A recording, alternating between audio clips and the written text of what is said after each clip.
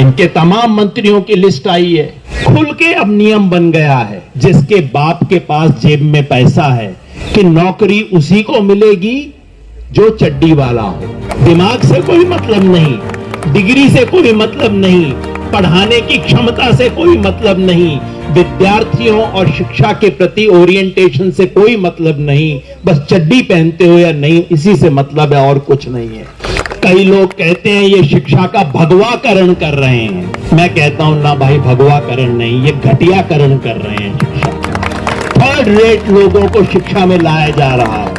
ऐसे लोग जो कहीं कॉलेज में पढ़ाने लायक नहीं है, उनको यूनिवर्सिटीज के वाइस चांसलर बनाया जा रहा है, बड़ी बड़ी देश की यूनिवर्सिटियों के वाइस चांसलर बनाया जा रहा है। सचमुच ईमानदारी से बताता हूं, शिक्षा को मैं भी जानता हूं, खुद यूजीसी में रहा हूं।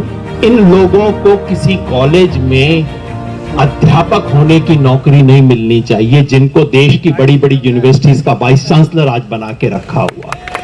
ये इस देश की शिक्षा व्यवस्था को तबाह करने की नीयत है।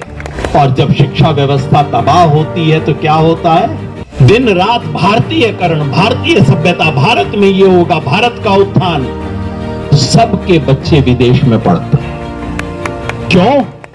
क्योंकि इन्होंने इस देश की यूनिवर्सिटीज को पढ़ने लायक छोड़ा नहीं, और इन्हें पता है, इसलिए अपने बच्चों को बाहर ले जाते हैं। आपके मेरे बच्चे सड़े यहां पे, यहीं पे रहें और किसी भी नौकरी के काम लायक न बचें, ये व्यवस्था है। ये सबसे बड़ा लीक है इस शिक्षा व्यवस्था का। और मैं समझता हूं ये जो आंदोलन आपने शुरू किया है, ये इस बड़ी लीक का सवाल उठाएगा। और आपको आज से 15 साल पहले भी जब यहां आंदोलन हुआ था, मैं जानता हूं उसके बारे में बहुत समीक्षा हुई है, बहुत लोगों को मन में उसके सपने भी आते हैं, कई लोगों को उसका भूत भी नाचता है। तब भी मैंने कहा था, मैं आज भी कहता हूं, क्योंकि लोग अक्सर मेरे को कहते हैं, अरे आप तब आए थे, तब ये हुआ, तब वो हुआ, ये गड़बड़ हुई, वो गड़बड़ हुई। मैं एक बात कहता हूं, जब भी लोकतंत्र में जनता किसी सही मुद्दे को लेके खड़ी हो, आपको सत्ता के साथ नहीं, जनता के साथ खड़ा होना चाहिए। ये उसूल 15 साल पहले भी था, यही उसूल आज भी।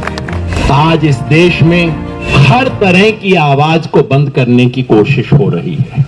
इस सरकार का सपना है कि ये विपक्षहीन कर देंगे इस देश को।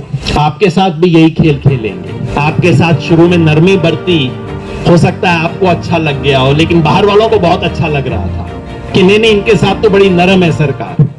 मैंने कहा कोई बात नहीं, थोड़ा दिन हो लेने दो, इनको भी समझ आ जाएगा, दुनिया को भी समझ आ जाएगा कि जो सचमुच विरोध के लिए खड़ा रहेगा, खड़ा होगा, अड़ा होगा, लड़ेगा, उसके साथ सरकार क्या बर्ताव करेगी, आने वाले दिनों में सबको पता लग जाएगा। तो सरकार चाहती है कि विपक्ष ना रहे। बाकी राजनीतिक बातें मैं नहीं करना चाहता, आप सब देख रहे हैं क्या हुआ। तृणमूल कांग्रेस से सागरिका जी हैं, इनकी पार्टी के साथ क्या क्या खेल हुआ है पूरा देश जानता है, क्या कुछ रोज खेल हो रहा है। क्योंकि लोकतंत्र में जब किसी राजा को, जब किसी शासक को अहंकार हो जाता है, तो उसे लगता है कि बस अब विरोध का नामो निशान भी खत्म कर दिया जाए। आज इस देश में विपक्ष को खत्म करने की साजिश चल रही है। नमस्कार साथियों, आज इस भरी धूप में आप सबको जो जोश और संघर्ष मैं देख रहा हूँ, वह हमारी सबसे बड़ी ताकत है। आज हम सब यहाँ क्यों आए हैं? हम अपनी रोजी रोटी और अपने हक की लड़ाई लड़ने के लिए आए हैं। देश के अन्नदाता को उसकी मेहनत का पूरा दाम चाहिए। सरकार 23 फसलों पर एमएसपी की बात तो करती है, लेकिन असलियत क्या है? सिर्फ गेहूं और धान को छोड़कर बाकी फसलों के लिए किसान दर दर भटकता है। आखिर क्यों? हम कोई भीख नहीं मांग रहे, हम सिर्फ यह कह रहे हैं कि देश के हर किसानों को उसकी फसल के लिए एमएसपी न्यूनतम समर्थन मूल्य की कानूनी गारंटी मिलनी चाहिए। जो वादा सरकार ने हमसे किया था, उसे अब पूरा करने का समय आ गया है।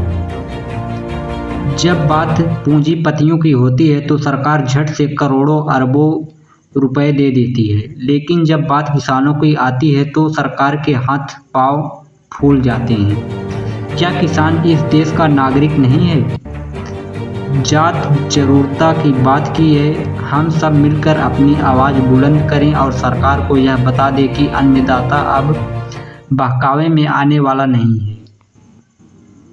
जब तक हमें हमारी फसलों के दाम की पूरी गारंटी नहीं मिल जाती, हमारा यह संघर्ष यूं ही जारी रहेगा। आइए मिलकर एक नारा लगाएं, जय जवान जय किसान। बहुत बहुत धन्यवाद। अगर आप चाहें तो मैं CJP की किसानों से मोर्चा के हिसाब ढीलूं तो मुझे ज़रूर बताएं।